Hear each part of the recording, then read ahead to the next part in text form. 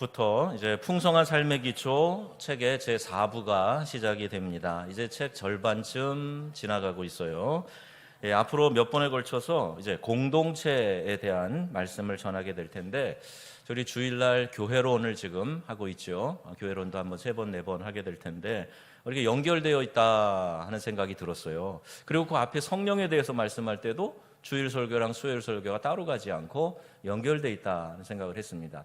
의도해서 그렇게 계획을 한 게 아닌데, 하나님께서 우리 공동체에 이와 같은 말씀을 주시는구나 하는 것에 대해서 더 강한 확신을 갖게 되었습니다. 자, 여러분에게 한번 질문하고 시작할게요. 기독교인들이 교회에 꼭 다녀야 되는가? 자, 교회에, 내가 예수님 마음에 믿으면 되지 교회는 꼭 가서 소속이 되고 다녀야 되는가? 자, 여러분 어떠세요? 어떤 대답을 갖고 계세요?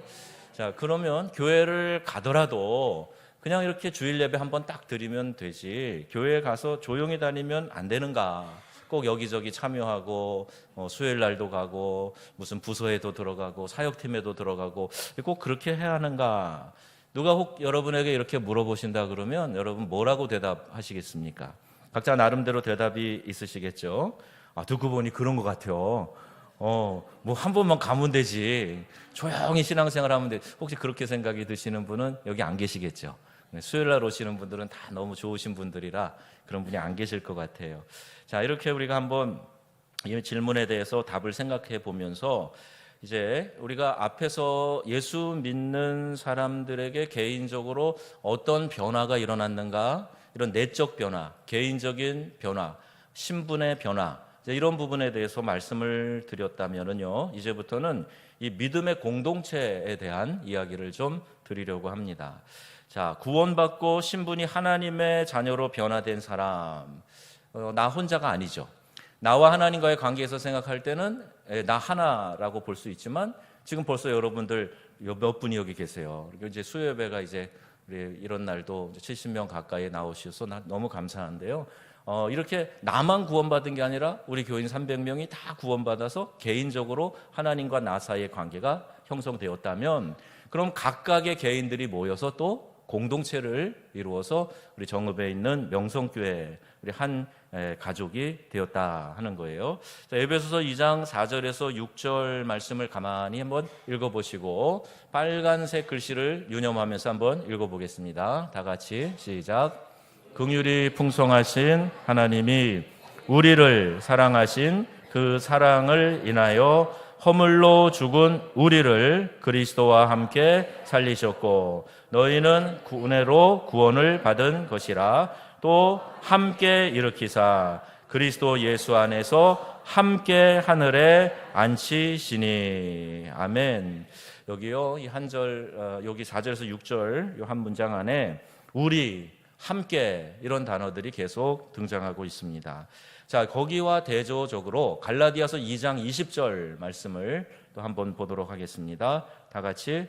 내가 그리스도와 함께 십자가에 못 박혔나니 그런즉 이제는 내가 사는 것이 아니요 오직 내 안에 그리스도께서 사시는 것이라. 이제 내가 육체 가운데 사는 것은 나를 사랑하사 나를 위하여 자기 자신을 버리신 하나님의 아들을 믿는 믿음 안에서 사는 것이라. 아멘.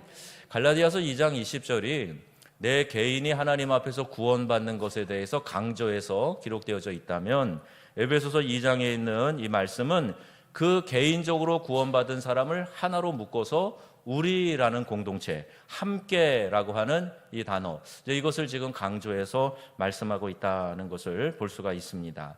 그래서 그리스도 안에서 나라는 존재에 어떤 놀라운 변화가 일어났는가, 이걸 보여주는 것의 대표적인 성경 구절이 갈라디아서 2장 20절이라면, 그렇게 구원받은 사람들이 함께 모여서 우리라고 하는 공동체를 형성한 것의 중요성을 알려주는 것이 이 에베소서 2장에 있는 본문의 말씀입니다. 자, 우리 각자는 그리스도 안에서 다 새로운 피조물이 되었어요. 보라, 이전 것은 지나갔으니 새 것이 되었도다. 그래서 우리의 소유가 하나님께로 옮겨진 거예요. 등기 이전이 된 거예요. 그래서 우리가 이전에는 마귀의 자녀였다면 이제는 하나님의 자녀가 된 거예요. 어둠의 권세에 묶여 있는 사람이었다면 이제는 광명으로 나간 사람이 된 거예요. 죽음 이후에 지옥 형벌을 당해서 멸망당할 사람이었다면 이제는 천국에서 깨어나 하나님 나라에서 영원히 왕노릇할 자로 변화가 된 거예요. 여러분 믿으십니까? 네. 그러면 그 확신을 가지고 신앙생활하는 우리들이 이 땅에서 어떻게 살아가야 하는가에 대한 말씀을 오늘 하고 있는데, 먼저 에베소 2장 10절에는요 우리가 어떤 존재인가를 좀 더 선명하게 말씀해주고 있어요. 같이 읽겠습니다. 우리는 그가 만드신 바라 그리스도 예수 안에서 선한 일을 위하여 지으심을 받은 자니, 이 일은 하나님이 전에 예비하사 우리로 그 가운데서 행하게 하려 하심이니라. 아멘. 좀 달라지셨어요. 오늘 새벽에 제가 한마디 했는데, 성경을 읽을 때나 찬송 부를 때나 절대 립싱크 하지 말고 또박또박 큰 소리로 하셔야 은혜가 됩니다. 그렇죠, 권사님? 새벽에 나오신 분들은 다 웃으면서 들으시는데, 안 나오신 분도 오늘 또박또박 큰 소리로 잘해 주셔서 감사합니다. 말씀은 그렇게 읽어야 돼요. 그래서 우리 속에서 정말 하나님을 향한 갈망이 묻어나오는 그런 찬양, 그런 말씀의 고백, 이런 것들을 해야 되는데 잘하고 계세요. 근데 우리가 하나님이 만드셨다 그랬고요, 그리고 하나님이 선한 일을 위하여 우리를 지으셨다, 이렇게 말씀하고 계세요. 그러니까 우리는 그의 만드신 바라, 이렇게 지금 번역이 되어져 있는데, 다른 번역에는 우리는 하나님의 작품이라고 이렇게 번역되어져 있어요. 예술가가 만든 하나밖에 없는 작품이 여러분들 개인이라는 말입니다. 예술가가 만든 작품이 무슨 주물에 찍어내는 게 아니고요, 직접 손으로 깎아서 만들고 그려서 만든 그런 작품인 것처럼, 유일무이한 하나밖에 없는 작품인 것처럼 저와 여러분 각자가 하나님 앞에서 그런 존재로 지음을 받았다는 거예요. 무엇을 위해서? 그리스도의 선한 일을 위해서, 하나님의 뜻을 우리가 이 땅에서 실천하도록 그렇게 지으셨다는 얘기인데, 이 작품이라는 단어가요 신약 성경에 딱 2번 나옵니다. 원어로는 포이에마라고 하는 단어인데요, 걸작품이라는 뜻이에요. 하나님의 최고의 작품이라는 뜻이에요. 여러분 그렇게 믿고 계십니까? 아무리 여러분이 지금 내 모습이 좀 초라해 보인다 그럴지라도 그건 여러분의 생각이지, 하나님의 입장에서 여러분을 볼 때는 보배롭고 존귀하다, 그래서 내가 너를 최고의 작품으로 만들었어, 이렇게 말씀하시는 거예요. 그래서 여러분 혹시 잊어버리셨을지 몰라서 옆에 있는 분에게 한번 말씀해 주세요. 당신이 하나님의 걸작품입니다. 꼭 말씀해 주세요. 네, 당신이 하나님의 걸작품입니다. 포이에마, 이건 하나님의 말씀이에요. 제가 그냥 여러분 듣기 좋으라고 드리는 말씀이 아니고 하나님이 그렇게 말씀하셨어요. 그런데 이 땅을 살아가는 동안 삶이 녹록지 않고 내가 건강상의 문제, 재정상의 문제, 관계의 문제, 여러 가지 문제들 때문에 내가 이런 존재인가 보다 하고 스스로 자꾸 자기 자신을 낮추든지, 아니면 참소하는 자가 별명인 마귀가 여러분에게 와서 너 형편없어, 너 못났어, 너는 죄인이야, 그럴 수밖에 없는 존재야, 자꾸 우리를 깎아내려서 우리가 거기에 주눅 들어가지고 그런 마음이 들 때가 있다는 거예요. 여러분은 포이에마인 줄 믿으시기 바랍니다. 하나님의 걸작품이란 뜻이에요. 로마서 1장 20절에도 그가 만드신 만물이라고 이렇게 나오는데, 그 만물 위에 하나님이 충만하게 나타나 보여주시는 것인데, 이제 이 공동체, 우리가 공동체적으로 말할 때는 이것이 복수로 되어 있지 않고 하나의 단수로 되어 있어요. 그 한 작품이란 얘기예요. 아까 말씀드린 대로 여러분이 지금 여기 몇 명이에요? 이분들이 다 작품이잖아요. 그런데 여기에는 지금 너희는 그의 만드신 바라 할 때는 단수로 되어 있어요. 그러니까 우리라고 하는 이 공동체를 하나로 보시고 하나님이 이렇게 말씀을 하고 계시다 하는 얘기예요. 그래서 우리가 하나님의 작품이라는 의미를 몇 가지로 좀 더 자세하게 살펴보려고 합니다. 첫 번째, 하나님의 작품이라는 의미는 뭐냐 하면요, 우리가 하나님의 가족이라는 뜻이에요. 뭐라고요? 하나님의 가족이란 뜻입니다. 하나님을 아버지로 만나서 서로 관계가 없던 사람들이 형제 자매가 돼가지고 가족을 이루게 된 거예요. 우리 교회 나오셔서 물론 옛날부터 아는 분도 있고 가족 친척도 있지만 모르는 분들도 우리 교회에 와서 하나의 가족이, 영적인 가족이 된 겁니다. 에베소 2장 19절 말씀이에요. 다 같이 읽겠습니다. 그러므로 이제부터 너희는 외인도 아니요 나그네도 아니요 오직 성도들과 동일한 시민이요 하나님의 권속이라. 아멘. 여러분, 저 권속이라는 말이 무슨 뜻인지 아세요? 저 어려서 가정 예배 드릴 때 권씨라고 그래서 권속인 줄 알았어요. 그걸 잘 안 가르쳐 주셔서. 저 권속이라는 말이 가족이라는 뜻이에요. 우리가 하나님의 가족이다, 그런 의미입니다. 그러면 이 비유를 앞에서도 우리가 지금 이제 몇 번째입니까? 19번째 하고 있는데 초반에도 한번 말씀을 드렸는데요. 이게 어떤 의미냐 하면 보육원에 가면 보육원 원장님을 아버지 이렇게 부르잖아요. 그러니까 거기에 진짜 낳아주신 아버지가 아닐지라도 다 거기 모아가지고 한 가족을 이룬 거예요. 그래서 거기서 이제 아버지, 어머니 이렇게 부르는 하나의 가족이 만들어진 겁니다. 이거를 성경에는 양자의 영이라고 이렇게 표현하고 있어요. 양자의 영을 받아서 이제부터 아바, 아버지라고 부르게 한다. 아바는 아빠예요. 그래서 개정개혁에 아예 아빠라고 이제 번역돼서 나오는데, 로마서 8장 15절 말씀 같이 읽겠습니다. 너희는 다시 무서워하는 종의 영을 받지 아니하고 양자의 영을 받았으므로 우리가 아빠, 아버지라고 부르짖느니라. 아멘.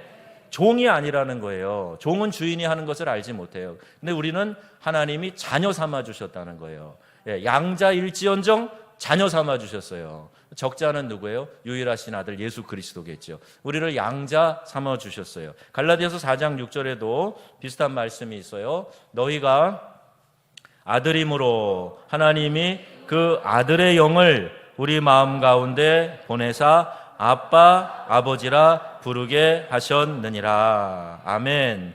자, 우리를 이렇게 부를 수 있도록 하나님께서 자격을 주셨다는 거예요. 우리의 신분을 바꿔주셨다는 거예요. 그러니까 각자가 다 지금 하나님의 자녀로 신분이 변화됐어요. 여러분 호적이 지금 하나님 앞으로 등록이 된 거예요. 그 자녀로.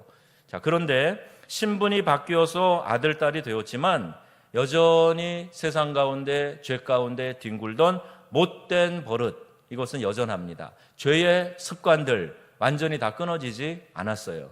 나 예수 믿기로 작정했을 때부터 완전히 달라졌습니다. 내 모든 게 달라졌습니다. 그런 분은 아마 거의 없을 거예요. 은혜에 감격해서 많이 바뀐 사람이, 막 확 바뀐 사람도 있지만 어떤 사람은 아주 서서히 조금씩 그렇게 바뀌어가는 사람들도 있어요. 그러다 보니까 예수 믿는 사람들이 모였다고 그러는데, 하나님의 자녀들이 모였다고 그러는데, 그 영적인 공동체, 가족 공동체인 교회 안에서 사람들이 자꾸 부딪히고 싸우고 문제를 일으키고 그런 현상들이 나타난단 말입니다. 그럼에도 우리는 하나님을 아버지로 삼은 가족이다. 이것을 여러분 잊지 마시기를 바랍니다. 그래서 내 영의 아버지, 영적인 형제 자매들이 생겼다 하는 것을 여러분이 꼭 기억하셔야 돼요. 그래서 사랑의 서툴러도 우리는 한 아버지를 섬기는 형제 자매입니다. 자, 이 사실을 여러분 잊어버리시면 안 돼요. 한 아버지를 섬기는 형제 자매입니다. 자, 이 말씀 꼭 잊어버리지 말고 기억하셔야 됩니다. 하나님이 우리를 가족으로 이루어서 함께 사랑하며 보살피는 안전한 곳에 마련해 두셨는데 그게 바로 교회예요.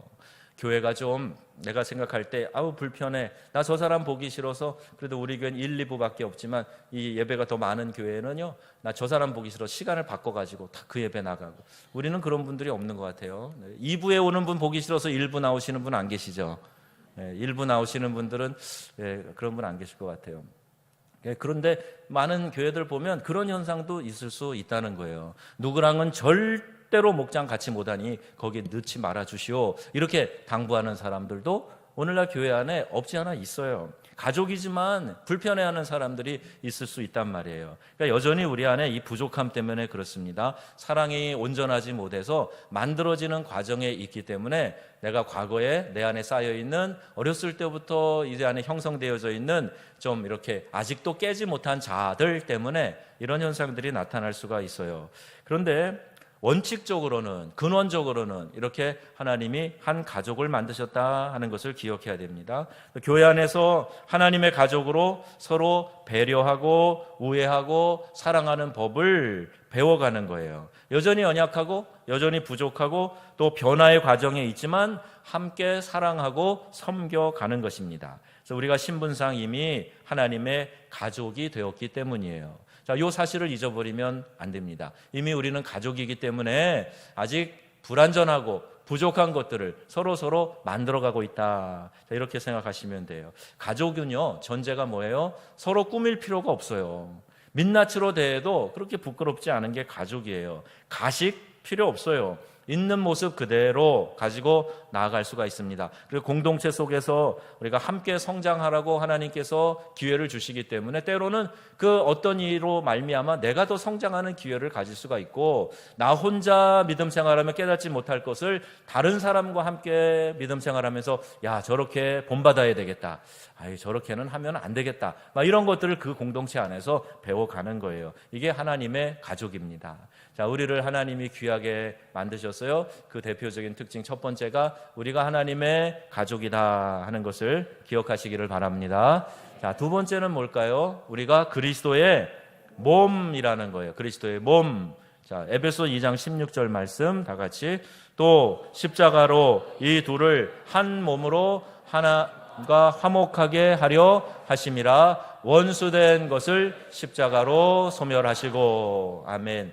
둘을 한 몸으로 하나님과 화목하게 하시겠다, 이렇게 말씀하고 있어요. 야, 초대교회는요, 초대교회라 그래서 다 완전하고 완벽한 교회 아니에요. 그러니까 초대교회를 본받자 그러지만 좋은 점들이 많이 있었어요. 근데 그 안에도 문제가 많이 있었어요. 특별히 초대교회에서 발생한 문제 가운데 하나가 뭐냐 하면 유대인과 이방인의 문제가 심각했었어요. 또 이들이 서로 용납되지 않는 물과 기름 같은 그런 존재들이었어요. 유대인의 입장에서는 이방인들이요, 그냥 지옥의 땔감이라고 생각했어요. 그리고 이방인들이 구원받는다? 상상도 못할 일이라고 생각했어요. 그래서 어떻게 베드로도요, 처음에 편견이 많아가지고 이방인들이 성령을 받았다 그러니까 그 무슨 소리야? 어떻게 유대인이 아닌 사람이 성령을 받아? 이런 식으로 생각하는 유대인 공동체들이 있었단 말입니다.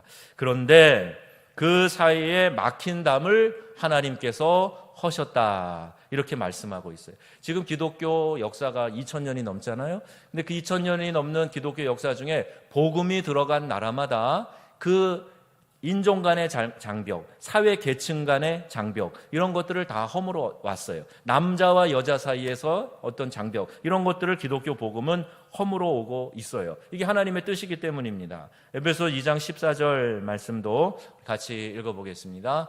그는 우리의 화평이신지라 둘로 하나를 만드사 원수된 것 곧 중간에 막힌 담을 자기 육체로 허시고. 아멘. 자기 육체가 누구예요? 예수 그리스도의 몸이에요. 그래서 우리도 주님을 따르는 사람들로서 예수님이 중간에 막힌 담을 허시고 하나 되게 하셨다 하는 것을 알고 이 하나 되는 원리로 우리가 살아가야 되는 거예요. 인종, 사회 신분, 남녀, 또 나이, 또 성격, 어떤 차별도 없이 한 몸이 된 것을 막을 수 없다. 이게 복음의 능력이에요. 예수님 당시에 이 복음이 전해지면서 당시에 하나의 물건처럼 취급받던 노예, 이 종들이 주인과 함께 동석을 하고 함께 예배를 드리고 함께 형제자매라고 부르고 이런 현상이 나타나게 된 거예요. 놀라운 일이죠. 우리나라에도 이 양반과 이 중인 또 천민 이런 계급이 분명하게 있었던 그런 사회였지만 예수의 복음이 들어온 다음에 이런 갈등과 이런 벽이 하나씩 허물어져 가는 그런 모습을 보게 되죠. 가까이 금산교회 얘기를 여러분 잘 아시지 않습니까? 이자익 목사님과 조덕삼 장로님 이야기예요. 조덕삼 장로님은 이 지역의 지주잖아요. 큰 부자잖아요. 근데 먹을 것이 없어서 그냥 품 팔아 먹고 살려고 이곳까지 온, 이 김제까지 온 이자익 청년을 잘 거두어서 자기 집에 종으로 일을 했는데 같이 교회 가서 예배 드리다 보니까 장로 투표를 하게 되었잖아요. 그 장로 투표를 하는데 조덕삼 씨가 떨어지고 이자익 씨가 장로가 됐잖아요. 보통 사람 같으면 기분 나빠서라도 확 뒤집어 판을 확 뒤집으려고 하지 않았겠어요? 그런데 조덕삼 장로는 그렇게 하지 않고 그가 더 훌륭하다고, 그가 나보다 더 사람들에게 지지받는 게 마땅하다고, 그가 더 장로감이라고 이렇게 그를 축혀주고 세워주고 그랬다는 거 아닙니까? 그리고 후에는 이 이자익을 신학교에 보내가지고 신학 공부 다 뒷바라지하고 그 교회 목사님으로 또 맞아들이고 이렇게 했어요. 이게요, 복음이 아니면 일어날 수 없는 일이에요. 복음이 있기 때문에 중간에 막힌 담을 다 헐어가는 거예요. 그런데 믿는 우리들이 자꾸 담을 쌓고 자꾸 구별을 하고 자꾸 다른 사람, 나와 좀 다른 사람, 내 편이 아닌 사람 자꾸 밀어내고, 이건요 우리가 복음의 정신으로 사는 게 아니에요. 원수가 자꾸 우리 앞에 와서 꼬드기는 거, 우리의 마음에 이렇게 집어넣은 생각, 그거 따라가는 거지 절대 믿음으로 사는 것이 아닙니다. 한 몸이기 때문에 이렇게 한 몸이 된 이유를 우리가 잘 기억하시고, 성경이 말씀하시는 이 한 몸의 원리를 여러분 잘 기억하시고 따라가시면 좋겠습니다. 에베소 1장 23절 말씀이에요. 다 같이, 교회는 그의 몸이니 만물 안에서 만물을 충만하게 하시는 이의 충만함이니라. 아멘. 자, 우리가 한 몸, 그리스도의 몸을 이루고 있다 그랬는데 그게 교회래요. 교회가 그의 몸이라는 거예요. 정은 명성교회, 교회잖아요. 이 교회가 그리스도의 몸이라고 가르쳐주고 계시는 거예요. 그리고 그 몸이 만물 안에서 만물을 충만하게 하시는 이의 충만이라 그랬어요. 자, 교회는 그리스도의 몸 이렇게 말씀하고, 교회의 머리는 누구실까요? 예수 그리스도예요. 우리는 그 몸을 이루는 구성원들, 지체입니다. 자, 이 몸은요 머리의 지시를 따라서 움직이는 거예요. 머리에서, 이 뇌에서 움직이라고 하는 대로 몸이 움직여주는 거예요.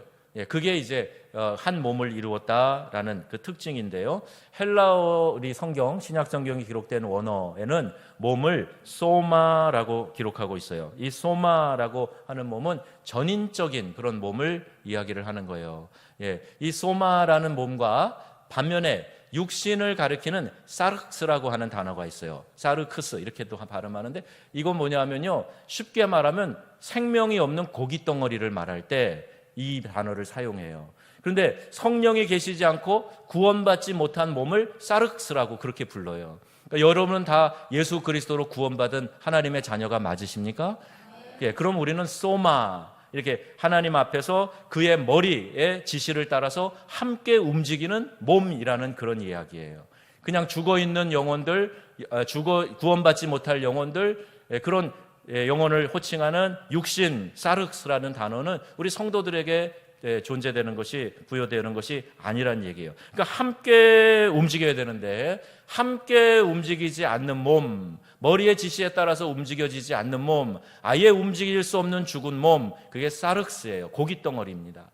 우리 영의 사람들은 절대로 이와 같은 것을 우리가 따라가서는 안 될 뿐더러 우리가 어떤 존재인지 정확히 알아야 돼요. 그리스도 예수는 또 이 세상에서 이 세상을 충만케 하시는 분이다, 이렇게 말씀하고 있어요. 하나님이 없기 때문에 허무에 굴복하는 사람들이 많이 있는데, 하나님을 알면 하나님께서 그 모든 새어나가는 것들을, 뚫린 것들을 막아주시고 이 세상을 충만하게 해주신다 그랬어요. 여러분, 하나님이 아니면 우리의 인생에 만족이 없습니다. 잘 생각하셔야 돼요. 하나님 아니어도 내 방법으로, 내 생각으로, 내 재주로, 내 노력으로 무엇인가 막 충만해지고 그것으로 인해서 기쁨이 가득하고 그럴 것 같죠? 큰 착각이에요. 하나님이 함께 하시지 않으면 우리 삶은 여전히 여러 것으로 구멍 뚫린 삶을 살 수밖에 없는 거예요. 하나님은 지금도 이 세상을 회복시켜 주시고 우리 개개인을 회복시켜 주시고 사람들 사이의 관계를 회복시켜 주시고 이 사회와 문화를 회복시켜 주시고 자연 생태계도 하나님이 회복시켜 주시기를 원하신다는 말입니다. 그리스도의 몸은 하나님이 주신 그런 사명을 향해서 움직이는 몸이 되어야 돼요. 우리 교회 공동체는 하나님이 주신 그 사명을 향해서 나아가는 공동체가 되어야 되는 겁니다. 자신의 비전과 자아 성취만 찾으며 살아가는 세상에서 우리는 그리스도의 몸을 통해서 공동체에 주시는 비전을 품고 어떻게 이 하나님의 꿈을 이루어 드릴까, 이걸 생각하고 고민하고 그 꿈을 이루어 나가는 존재, 그게 바로 교회라는 거예요. 교회의 목적이 바로 여기에 있다는 겁니다. 자, 우리는 그리스도의 몸입니다. 이미 몸 되었어요. 물론 이 그리스도의 몸도요, 그리스도의 장성한 분량에 이르도록 자라가라 말씀하고 있죠. 에베소서 4장 15절이에요. 자, 함께 읽겠습니다. 오직 사랑 안에서 참된 것을 하여 범사에 그에게까지 자랄지라. 그는 머리니 곧 그리스도라. 아멘. 자, 함께 자라가야 되는 거예요. 어린아이의 일을 버리고 함께 자라가야 돼요. 더 힘있게 성장해 가야 되는 겁니다. 자, 세 번째, 하나님의 작품이라는 의미에, 아까 첫 번째가 뭐였죠? 우리는 하나님의 가족이라 그랬어요. 두 번째는 뭐였죠? 예, 그리스도의 몸이라 그랬어요. 자, 세 번째는요, 우리가 성령의 전이라는 거예요. 자, 하나님의 가족이 되었고 그리스도의 몸이 되었고 성령이 거하시는 전이라는 얘기예요. 자, 이것이 이런 의미로 우리를 만드셨기 때문에 우리가 하나님의 위대한 작품, 포이에마라고 말을 하는 겁니다. 에베소서 2장 21절 말씀이에요. 에베소서 2장 21절 다 같이, 그의 안에서 건물마다 서로 연결하여 주 안에서 성전이 되어가고, 잠깐, 주 안에서 성전이 어떻게 해요? 되어가고. 자, 그리고 너희도 성령 안에서 하나님이 거하실 처소가 되기 위하여 그리스도 예수 안에서 함께 지어져 가느니라. 아멘. 함께 어떻게 된다고요? 지어져 가느니라. 아멘. 저 이 말씀을 보면서 얼마나 위로가 되는지 몰라요. 만약에 우리가 너희는 성전이야, 다 된 완성된 성전이야, 그러면 좀 부담스럽지 않겠습니까? 그리고 우리가 예수 안에서 이렇게 함께 성령이 거하실 전으로 지어져 간다 그러니까요. 제가 이래봬도 교회 건축을 여러 개 했거든요. 이 건물을 처음 기초 파고 뭐 이렇게 올리고 뼈대 올리고 할 때 보면 지저분하고 어지럽고 막 산만하고 그래요. 그런데 이게 함께 쫙 지어져 가서 나중에 지붕까지 올려지고 다 인테리어까지 하고 그러면 아주 깨끗하고 편리하고 사용하기 좋은 안전한 공간이 되잖아요. 건물이 그런 거예요. 근데 우리가 성령이 거하시는 전이 맞는데, 그런데 예수 안에서 주님과 함께 만들어져 가는 거예요. 지어져 간다는 거예요. 그러니까 아직은 뭐예요? 공사 중이라는 이야기예요. 공사 중인 곳에는 여러 가지 위험 요소도 있고 부족한 것도 있고 어지럽혀지는 것도 있고 무질서한 것도 있고 그렇다는 얘기죠. 근데 그리스도 안에서 함께 지어져 간다. 성령 안에서 하나님이 거하실 처소로 함께 지어져 간다. 서로 연결되어 주 안에서 성전이 되어 간다. 이렇게 말씀하고 있어요. 성전에서 뭘 했나요? 제사 드렸죠. 구약의 제사는 오늘날의 뭐와 같은 거죠? 예배하는 겁니다. 그러니까 우리가 성령이 우리 안에 거하시면서 함께 예배하는 공동체로 세워져 간다, 만들어 간다. 이제 그 말씀을 하고 있는 거예요. 성령의 전이라고 하는 것은 하나님을 예배하기 위해서 함께 모인 공동체라는 의미입니다. 정읍명성교회가 왜 모여 있습니까? 왜 사람들이 이렇게 모여요? 예배를 위한 공동체예요. 그리고 함께 예배하면서 받은 은혜를 가지고 세상에 나아가서 복음 전하는 공동체인 줄로 믿습니다. 자, 이 사명을 잃어버리면 아무것도 아니에요.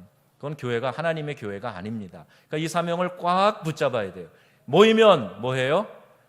예배하는 거죠. 뭐 예배 안에 기도가 있고 찬양이 있고 있으니까. 모이면 뭐 해요? 예배하는 거죠. 흩어지면 뭐 해요? 전도하는 거죠. 그래서 우리 어른들이 이걸 너무 잘 알았어요. 막 구호를 만들어. 모이면 예배하고 흩어지면 뭐 하자? 전도하자. 네. 한번 해볼까요? 네, 한번 해봅시다. 자, 구호 준비. 자, 모이면 예배하고. 제가 모이면 하면 여러분이 예배하고 하시는 거죠. 자, 다 같이 모이면 예배하고 흩어지면 전도하자. 다시 모이면 예배하고 흩어지면 전도하자. 여러분이 해보세요. 모이면 시작. 모이면 예배하고 전도하자. 아멘. 예. 잘 기억하시라고요. 잘 기억하세요. 모이면 예배하고 흩어지면 전도하는 거예요. 그래서 여러분 오늘 이따 기도 많이 하시겠지만 이번 가족들 만나시면 뭐 해야 돼요? 전도하셔야 돼요. 우리 아무개는 서울에 살아요. 저 분당에 살아요. 괜찮아요. 전도하세요. 우리 교회 나오라고 안 해도 돼요. 거기 가서 예배 잘 드리시라고. 믿음 생활 하다가 이제 한동안 중단된 분들 계시면 믿음 생활 잘하라고 꼭 전도하셔야 돼요. 때로는 하나님이 부르시는데 안타깝게 급하게 부르실 때도 있어요. 어떤 절망이나 실패나 질병이나 또 마음의 어떤 고통이나 상처나 이별이나 이런 걸 통해서 하나님이 나를 사랑하는 자녀들을 다시 하나님이 모으시고 부르실 때가 있어요. 그러기 전에 내가 먼저 하나님께 가까이 가는 것, 그게 더 지혜가 아니겠습니까? 또 그렇게라도 불러주시니 하나님 감사하지요. 그런 마음을 가지고 모이면 예배하는 공동체가 돼야 돼요. 예배는 미꾸라지처럼 빠져나가고 기도 하나님 앞에서 해야 될 우리 전도 사명은 이런저런 핑계대면서 안 하고 그러면 하나님 기뻐하시는 교회 공동체가 될 수 없다 하는 걸 여러분 꼭 기억하시기를 바랍니다. 그리고 함께 지어져 간다 그랬어요. 어떤 사람들은요 자기 만족을 위해서 교회를 찾고 예배를 드리고 그러지만 참된 예배자는 하나님을 위해서 모여서 예배하는 거죠. 그리고 함께 지어져 가는 것은 완성으로 나아가고 있다는 의미예요. 성령의 전 맞아요. 그런데 완성으로 더 성숙함으로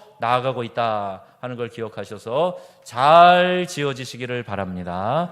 잘 지어지셔야 돼요. 여러분이 하나님이 거하실 때 편안하게 우리 가운데 거하시고 자유롭게 운행하실 수 있도록 잘 지어져 가셔야 돼요. 자, 앞에 말씀드린 하나님의 가족, 그리스도의 몸, 성령의 전, 이 모든 것이 잘 들으세요. 이미 이루어진 사실이라는 거예요. 이미 우리 안에서 이루어진 거예요. 자, 이미 하나님의 가족이 되었어요. 그런데 여전히 여기 다 나왔네. 여전히 위선 덩어리들의 모임이에요. 여전히 위선 덩어리들의 모임이에요. 분명히 하나님의 가족인데 여전히 우리는요 안 다르고 겉다르고 그런 모습들이 있어요. 교회 와서는 경건해 보이고 믿음 있는 것 같고 그런데 세상에서는 그 말씀대로 살지 않는 거예요. 이런 게 여전히 우리가 부족하다, 위선 덩어리다 이렇게 볼 수 있어요. 그런데 그걸로 그래서 절망이냐? 아니에요. 더 사랑하고 더 섬기려고 어떻게 해야 돼요? 노력해야 돼요. 하나님의 가족이기 때문에 서로 더 사랑하고 더 섬기려고 노력하면서 같이 만들어져 가는 거예요. 아직 많이 부족한 사람이 있어요. 그렇다고 해서 그가 우리 가족이 아닌 것이 아니고 그도 그리스도의 몸 안에서 한 가족이라는 사실을 여러분 기억하시기를 바랍니다. 그래서 더 성숙하기 위해서 기도해주고 격려해주고 이끌어주고 세워주고 그래야 된다는 거예요. 자, 이미 우리는 그리스도의 몸이라 그랬어요. 그리스도의 몸. 그런데 아직 어린 사람들이 있잖아요. 젖만 먹어야 되는 사람도 있잖아요. 단단한 식물을 못 먹는 사람들이 있잖아요. 미성숙한 거죠. 그런데 그걸로 절망이 아니고 어디를 향해 나가야 돼요? 장성한 분량으로 성장해 가면 되는 거예요. 이제 잘 돌봐주고 그 수준에 맞는 음식을 먹는 거예요. 여러분 왜 시험에 들고 삐치는 줄 아세요? 소화불량이 걸려서 그래요. 소화불량. 다 소화시킬 수 있으면 절대 시험에 안 듭니다. 그런데 그 단단한 식물을 질긴 고기를 소화 못 시키는 거예요. 고기를 씹어 먹지 못하는 게 얼마나 큰 불행인 줄 아시죠? 우리 선절에도 많이 나오는데 그냥 잘 씹어만 먹어도 그냥 얼마나 맛있어요. 근데 아직 어리기 때문에 소화가 잘 안 되기 때문에 소화불량으로 시험 걸리는 거예요.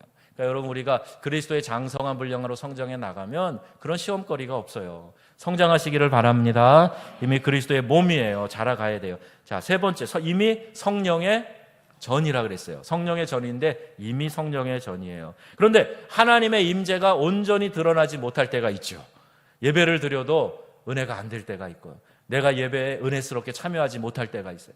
그 하나님의 임재를 강하게 느끼는 사람도 있는가 하면 같은 예배를 드리면서도 그냥 이렇게 나는 예배를 드리면서도 내 안에 감동이 없고 그냥 그렇게 하는 분들도 있을 거예요. 그런데 온전히 거하실 하나님이 온전히 거하실 것을 기대하면서 하나님을 예배해야 되는 거예요. 여러분이 얼만큼 예배를 기대하고 사모하느냐에 따라서 여러분이 받을 은혜가 결정이 되는 겁니다. 내가 정말 예배를 기대하고 사모하고 왔다면 여러분에게 은혜가 임하지 않을 수가 없는 거예요. 그냥 얼치기처럼 구경꾼처럼 그냥 습관에 의해서 그렇게 하면 은혜 잘 못 받아요. 최선을 다해서 하나님께서 여러분에게 주실 은혜를 기대하면서 온전히 거하실 하나님의 임재를 생각하면서 성령의 전으로 지어져 가시기를 바랍니다. 자, 이제 말씀의 결론이에요. 그리스도 안에 있는 우리 모두는 한 공동체가 되었습니다. 그러므로 이제 우리는 그리스도의 다스림 아래에서 살아가는 법을 배우고 또 그것을 누려야 하는 것입니다. 나는 안 배워도 돼. 나는 다 성숙했어. 아니에요. 계속해서 배우고 성숙해 나가고 말씀으로 내 자신을 잡고 바로 세우고 해야 됩니다. 그렇게 해서 그리스도의 다스림 아래에서 살아가는 공동체의 아름다움, 이것을 내 내면뿐만이 아니라 이 세상에 드러내면서 살아가야 할 것입니다. 오늘 여러분에게 그와 같은 은혜가 넘쳐나시기를 주 예수님의 이름으로 축복합니다. 아멘.